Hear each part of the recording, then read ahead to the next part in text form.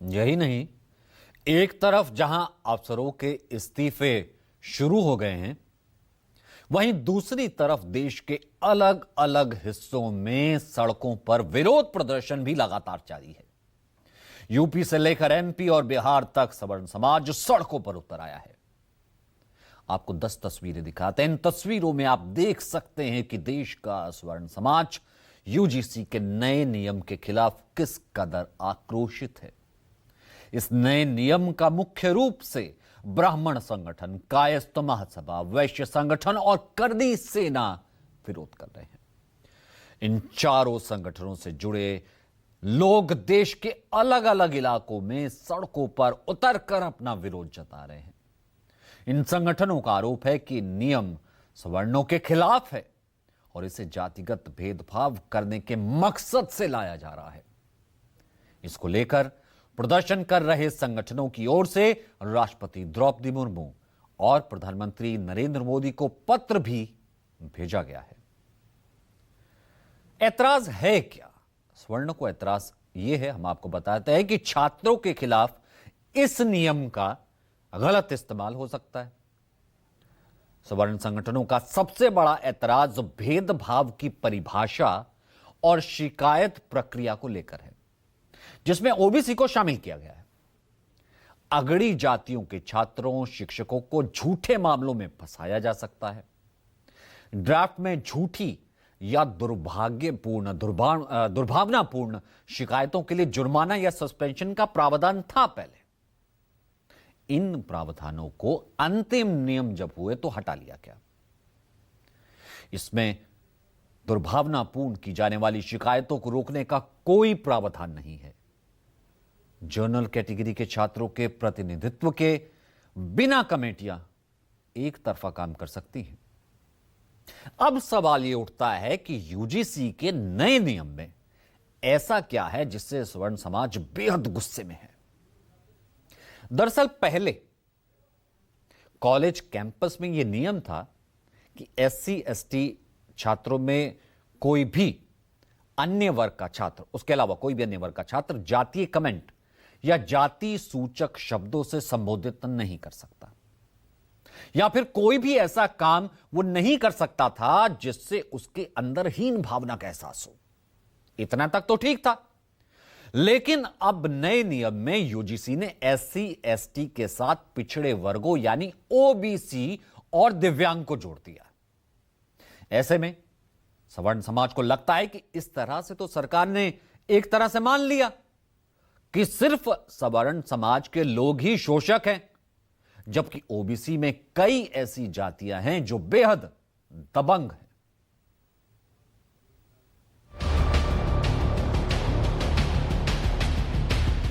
केंद्र सरकार ने उच्च शिक्षण संस्थानों में जातिगत भेदभाव को रोकने और बराबरी को बढ़ावा देने के लिए नए नियम लागू किए, जिसका नाम है यूनिवर्सिटी ग्रांट कमीशन रेगुलेशंस 2026 यानी विश्वविद्यालय अनुदान आयोग विनिमय 2026।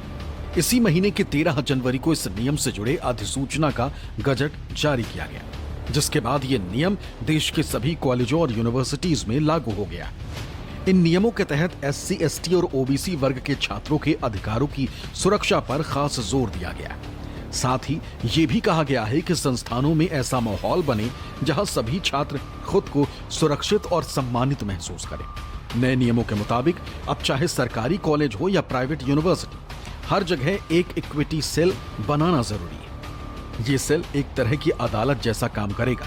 अगर किसी छात्र को लगता है कि उसके साथ भेदभाव हुआ है तो वो यहां जाकर अपनी शिकायत दर्ज करा सकता है। संस्थान को उस पर तुरंत एक्शन लेना होगा। यूजीसी के नए नियमों के मुताबिक उच्च शिक्षण संस्थानों में भेदभाव की शिकायतों की जांच के लिए समानता समितियां बनाना जरूरी है। इन समितियों में ओबीसी, एससी, एसटी, दिव्यांग और महिलाओं का होना अनिवार्य है। अगर किसी कॉलेज में समिति के लिए कम से कम 5 सदस्य नहीं हैं, तो उस कॉलेज का काम उससे जुड़ी यूनिवर्सिटी का केंद्र संभालेगा।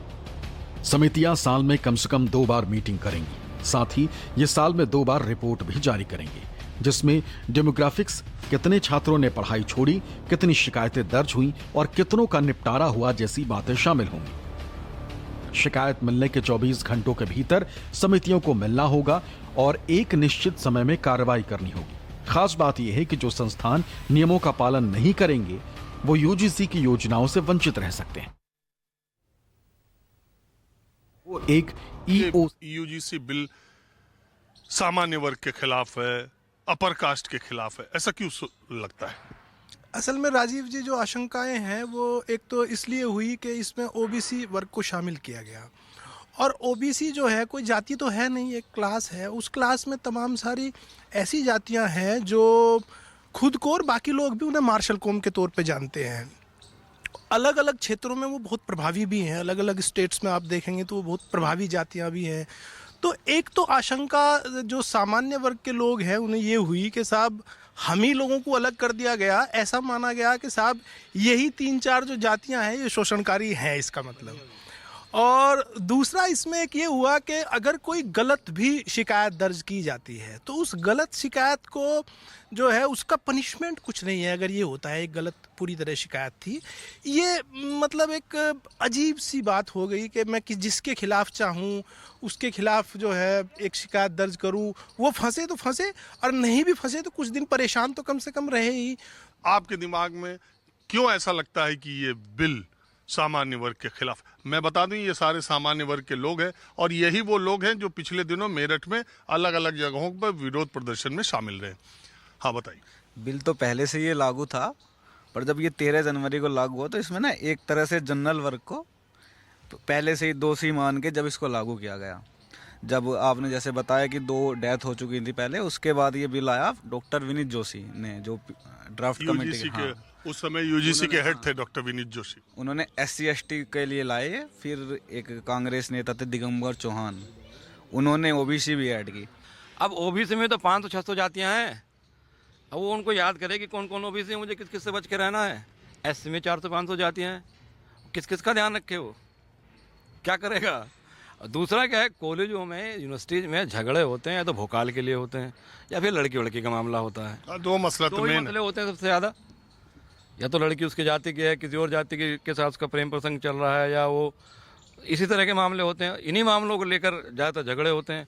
तो इन मामलों के जब झगड़े होंगे तो उसमें क्या झूठी शिकायतें नहीं होंगी, और वो भी सामान्य वर्ग के खिलाफ ही होंगी, और तो किसी खिलाफ हो नहीं सकती हैं। जितने भी कानून बनते हैं, खासकर पिछले 15-20 सालों से, जब से हम जवान होके अब आए हैं इस उम्र में, हमने देखा है कि वो जनरल कास्ट के खिलाफ ही क्यों बनते हैं। ये हमारा प्रश्न है सभी सरकारों से, हमारा प्रश्न इस वक्त मौजूदा प्रधानमंत्री जी से भी है। ये बड़ा विरोधाभास है। विरोधाभास क्या है, कंट्रडिक्शन क्या है कि जो स्टूडेंट है जब वो जाता है कई जगह तो वो अपने को पाता है कि यार तुम कहाँ और वो कहाँ, और ये जो कंट्रडिक्शन है ये सर स्टूडेंट्स के बीच में क्यों? स्टूडेंट को हम स्टूडेंट ही क्यों ना रखें, उसे हम आप जातिगत और उस पर क्यों बांटें?